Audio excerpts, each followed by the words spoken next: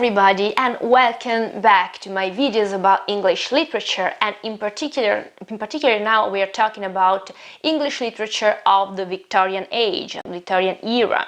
Today we are going to talk about one of the most representative writers of the time, and someone says that he, together with Shakespeare, is probably one of the highest expression of English literature and one of the most eternal and we can say universal talents. I am talking about Charles Dickens. Charles Dickens was born in 1812 in a town called Landport in southern England, and he was born in a very poor family. In fact, at the age of 12, he had to start working in a factory, and he also had to provide for his family when his father was imprisoned for debts. This aspect of his childhood has influenced his art, his writing a lot. He also managed to study. He studied law, but he couldn't complete his studies there, and so he managed somehow to become a reporter in the courts of law. So he was his witnesses of we can see the legal system were extremely strong, and this also influenced his art and his novels. The first work that we can say became extremely popular was the Pickwick Papers. The Pickwick Papers was we can say that it was also recalling some literary traditions, like for example Boccaccio or even Chaucer, with all these tales, and it had a great success at the time. He could also earn a lot because of that, and so he could travel a lot. He went to the United States, to Switzerland, to Italy, to France, and so he could also get married, and he could improve his cultural activity. He wrote 14 novels.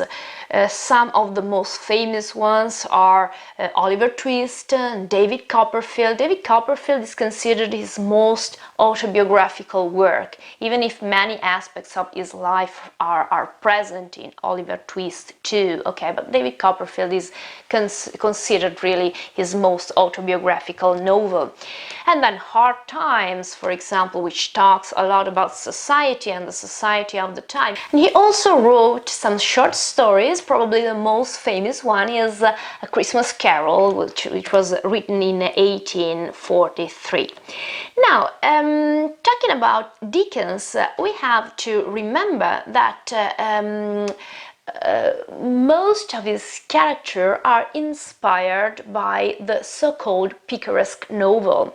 Picaresque novel is a genre which was born and developed then in Spain around the 15th, 16th century mostly, and it talks about these characters, young characters usually, who start their path from a very poor condition, and then they develop themselves, and then they can find a real position in society. They can improve their social, their economical situation, and most of all they experience an important personal growth, a moral growth too. This is absolutely important, and we can find it a lot in Oliver Twist, for example, in David Copperfield too.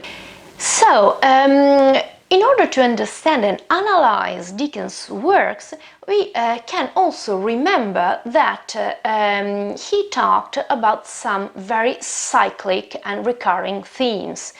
Some of them are, for example, the exploitation of the working class, okay, the exploitation of poor people, okay. He always felt for poor people. Obviously, he experienced, okay, that kind of life when he was very young, okay. So he was always very careful to the needs and the situation, okay, of poor people, okay. So exploitation of the working class, but also exploitation of child labor. Okay, another theme he was very careful of was obviously the condition of children. He also talked about the ill treatment of pupils in high-dose schools, this sort of institutions that were extremely, they were very present in literature at the time. If you remember, maybe Charlotte Bronte, she doesn't belong to the Victorian age, she is a romantic writer, but in her work, Jane Eyre, even if she doesn't focus on society because she focuses on something else, okay, on we can say more individual and existential themes of good and evil and purity which can redeem evil and so on. Anyway, she also talked in the first part of her novel about these high-dose schools in which children were extremely mistreated, treated in a very cruel way.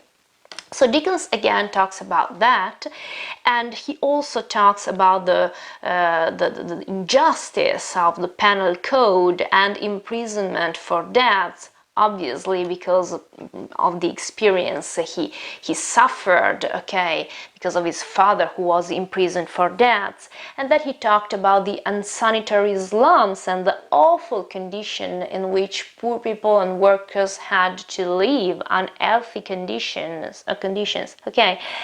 And he also talked about the greediness and the selfishness of the upper middle class, okay, basically. But this is very important. Final message is always positive, okay. Good triumphs over evil. Always, okay, which is very important. This is always his final message, okay. Situations, even the worst situation, always have a positive outcome, basically. He represented society in general using different tones, okay. He also used some exaggerations in order to create sort of a tragic comic vision of the Victorian world, basically.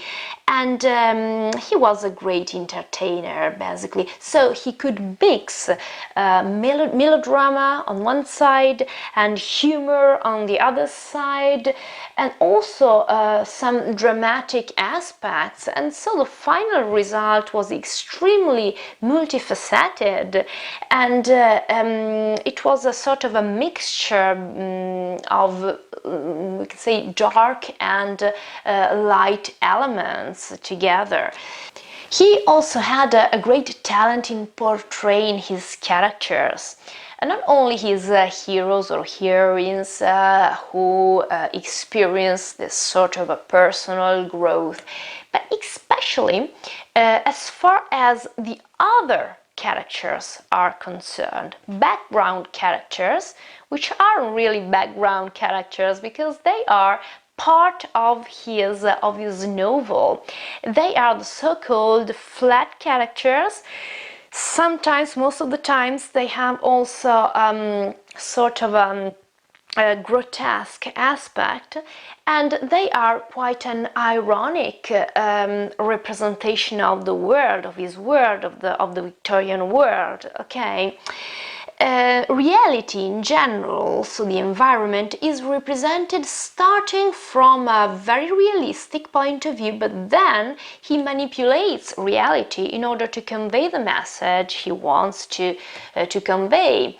Let's think about hard times, for example. Hard times. In hard times, he tried to, or he manages also to represent a world, the world of the new industrial cities, a world which is extremely alienating. okay? The individual is alienated, and he loses, okay, his personality. Now, also the environment mirrors this aspect, okay? Houses and streets and color, they're all the same, people are all the same, they're all dressed the same way, okay? And this is the lack of personality, the lack of subjectivity that is considered to be a part of the new society, of this industrial society, which is a huge mechanism in which the individual has to live. Even education. Education is now becomes extremely factual, and it doesn't have any room, there isn't any possibility to give sort of subjective interpretations to the elements. So this is extremely interesting. It isn't completely new, because if you remember when we talked about romantic poets, and in particular in this case when we talked about William Blake and his poems and songs of experience, so London and the Chimney Sweeper, he also mentioned this aspect of the city, of people, of exploited people, exploited children, of the city becoming sort of an alienating environment.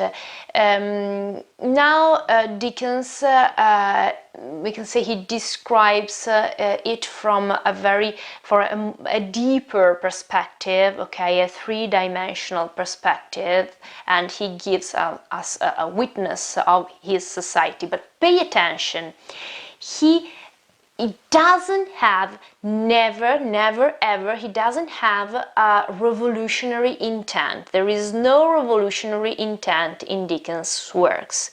He belongs to his time. He believes that this world is the only world possible, okay?